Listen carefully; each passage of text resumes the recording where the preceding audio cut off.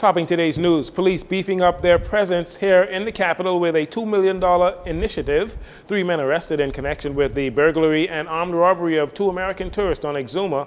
The jury has been named in the Adrian Gibson corruption trial, and boxing legend Ray Minus Jr. laid to rest. Good evening, Bahamas. I'm Jarino Saunders. This is your JCN Evening News. It's a pleasure to have you join us.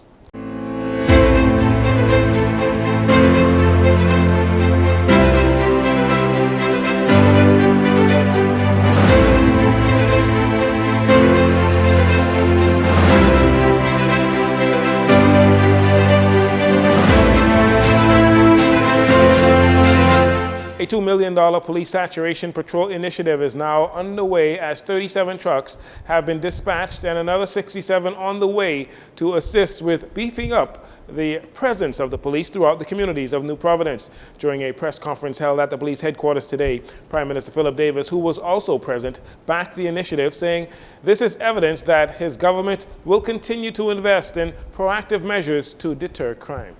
My administration, upon coming to office, understood and appreciated that our country has been gripped with a cycle of violence that does not augur well for economic growth. The first step to any growth is to ensure that our citizens feel safe, that they could operate in a secure environment. And we have identified some initiatives, one of which was saturation patrols. We recognized that whereas we had limited vehicles to make our efforts of saturation patrols effective, decided to invest in acquiring 100 vehicles specifically for the purposes of this initiative. As part of his 2023 policing plan, Commissioner of Police Clayton Fernandez says prevention is top of the agenda, with saturation patrols being key, all in an effort to create safer communities. The Bahamian people want to see more boots on the ground, more presence within the community to prevent these incidents from happening, and we will do just that. The officers are up to the task. All of the officers who were identified for this initiative were briefed already yesterday. We have with us, partner with us, some officers from the Defense Force. Senior Officer Fritz and his team. We have a small team from the Defense Force who will also assist us with the presence out there with respect to saturation patrol. And what this will do, the response time will be less. The presence to complaints will be timely. The fear of crime, this will reduce the fear of crime, because if you are asleep in the night and you see the glare of the police light through your window, you feel good to know that the police is in your neighborhood. Commissioner Fernandez says following data research, the new vehicles will be strategically placed in hotspot areas throughout the capital and monitored in real time. We will have full command of the vehicles out there. All of the vehicles are outfitted with AVL, which will be monitored 24/7 by the commander of the Real Crime Time Center. They will be able to see where all of the vehicles are. If you are assigned to Camp Road, you remain in that area. You can't come out that area. If you do, it will be a red flag to our control room. So we will have full control of the officers. Be no more any vehicle in this area because an incident happened. The commander could look on the screen and see the nearest vehicle within that area and to be able to reach them and respond. And the assistance will be right around the corner from them. You can expect to see some of the 37 new vehicles on the streets as early as today. Police have arrested the 3 suspects believed to be responsible for that burglary and armed robbery of 2 American tourists on Exuma. It was sometime around 12:15 a.m. on Thursday that a male and female were asleep in their vacation home in Georgetown, Exuma, when 3 males entered the home. They blindfolded the victims and took them to a nearby ATM machine where they were forced to withdraw an undisclosed amount of cash.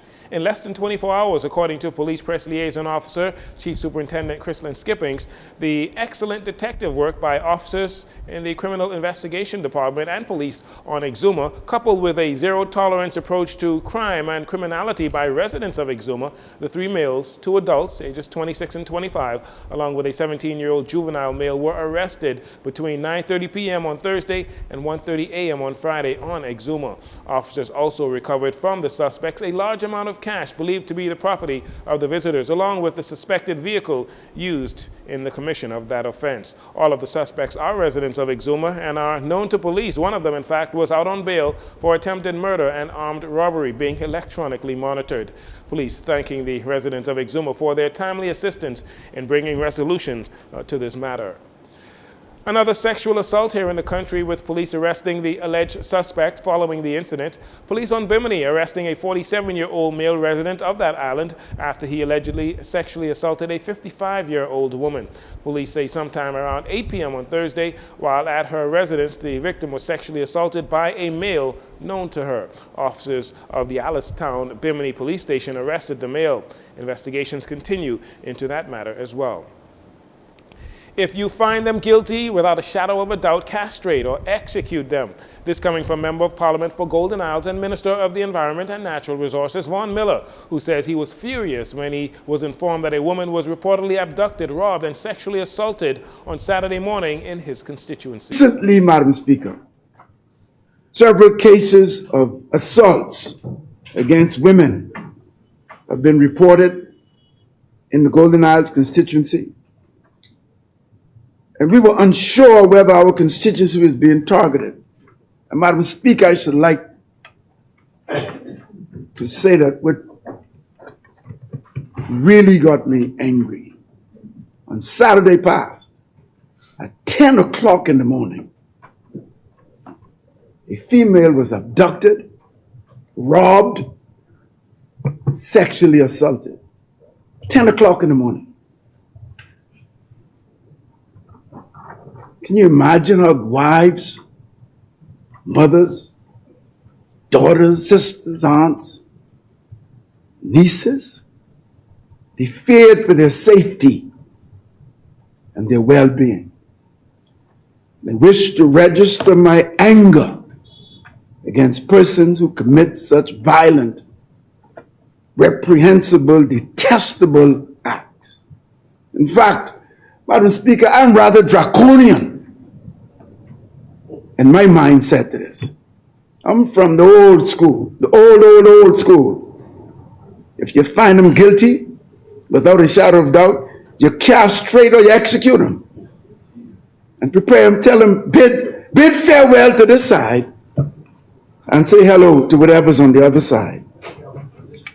That's my draconian opinion. He goes on to say that we must not tolerate these acts and stop giving a slap on the wrist type sentences.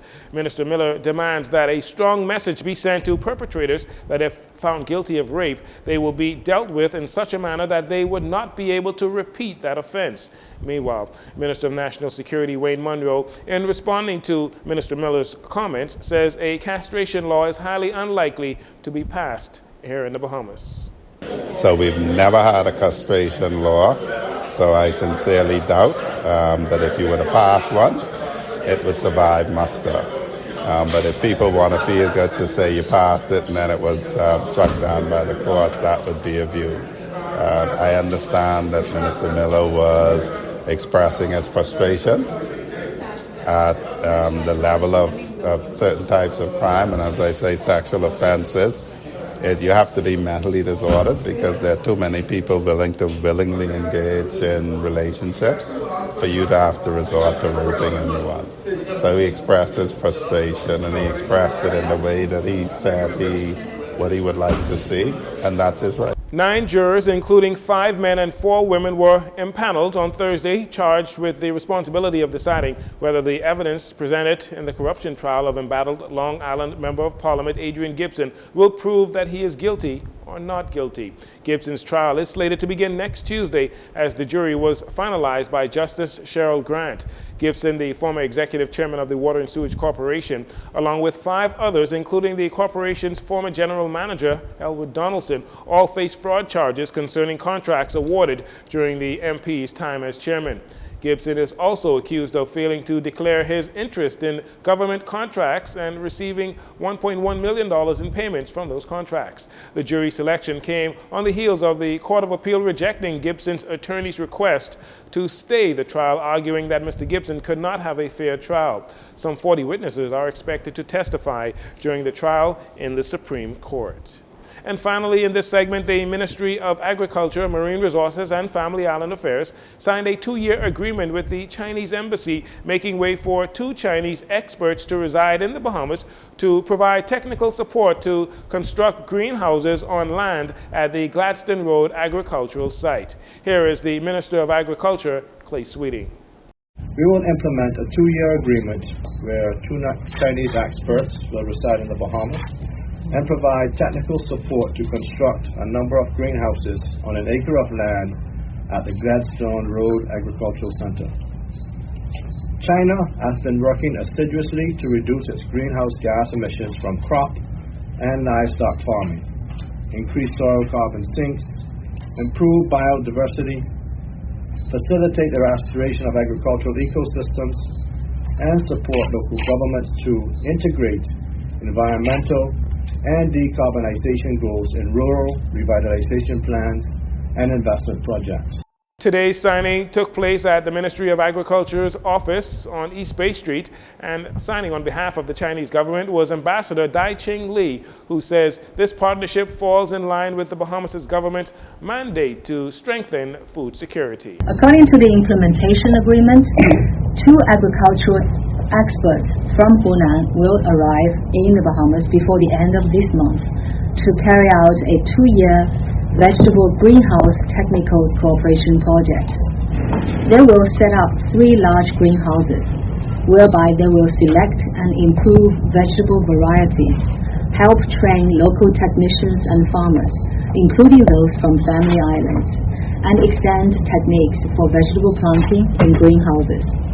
We believe such technical cooperation is in line with the policy goals of the Bahamas government to develop climate-resilient agriculture and achieve greater food security.